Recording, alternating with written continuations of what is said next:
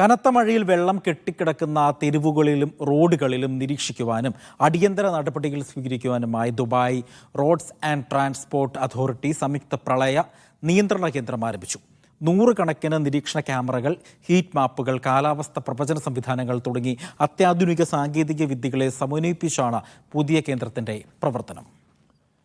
പ്രളയത്തെ തുടർന്നുള്ള ഗതാഗത തടസ്സങ്ങൾ നേരിടുന്നതിനായുള്ള അടിയന്തര പദ്ധതികൾ, രക്ഷാപ്രവർത്തകരെ നിയോഗിക്കൽ, ആവശ്യമായ വിഭവങ്ങൾ അനുവദിക്കൽ തുടങ്ങിയവ നിരീക്ഷിക്കുകയും നിയന്ത്രിക്കുകയുമാണ് പുതിയ കേന്ദ്രത്തിന്റെ ചുമതല.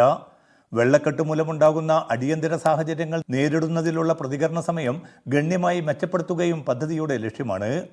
മെച്ചപ്പെട്ട കാലാവസ്ഥാ പ്രവചന വിവരങ്ങൾ ശേഖരിച്ച് ലഭ്യമാക്കുന്നതിന് RTA ദേശീയ കാലാവസ്ഥാ നിരീക്ഷണ കേന്ദ്രവുമായി സഹകരിച്ച് പ്രവർത്തിക്കും.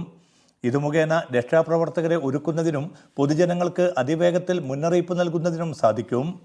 കാലാവസ്ഥാ വ്യതിയാനം നേരിടുന്നതിനായുള്ള സമഗ്ര പ്രതികരണ പദ്ധതികൾ ഒരുക്കുന്നതിന് വിവിധ സ്ഥാപനങ്ങളിലെ പ്രതിനിധികൾ ഉൾപ്പെടെയുള്ള പ്രത്യേക ടീമിനെയും രൂപവൽക്കരിച്ചിട്ടുണ്ട്.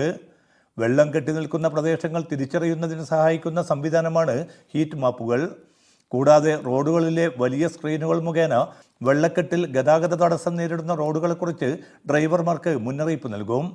450 ക്യാമറകളിൽ നിന്നുള്ള വീഡിയോ ദൃശ്യങ്ങൾ ശേഖരിച്ച് ലൈവായി സംപ്രേഷണം ചെയ്യാൻ ഈ സ്ക്രീനുകൾ സഹായകമാണ്.